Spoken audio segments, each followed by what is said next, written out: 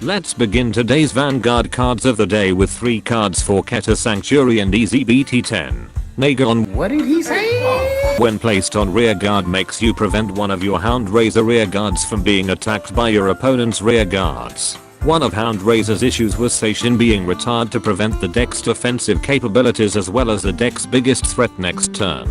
If you really want your husbando to be untouchable, you'll have to use both this card and Inami to fully protect him. If you're really hellbent on throwing your puppies at the enemy's attacks, better hope that -2 in order to go for more minuses was worth it.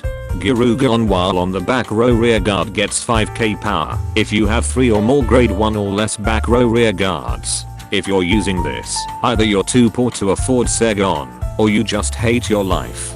Finally, Vilgon when placed on rear guard lets you add up to 1 Hound Razor unit card from the top 5 cards of your deck. If you have a Hound Razor Vanguard, then put 1 card in your hand into your soul. If you added a card with this ability, and while on rear guard or the Guardian Circle, it gets 5k shields. If you have a Hound Razor Vanguard, then it gets 5k power if your opponent's Vanguard is grade 3 or higher. All this does is technically reduce our skill cost by 1 soul blast. If you call this card with her ability and this card adds a Hound Razor card, while better than just randomly soul charging your triggers like a fucking Dark States player to fuel our ability, this doesn't do anything for the deck that it didn't already do or have.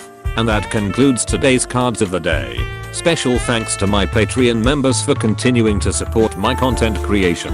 Be sure to subscribe and let me know in the comments when Butcher Road makes a grade 1 high beast that gives guard restrict abilities when it boosts.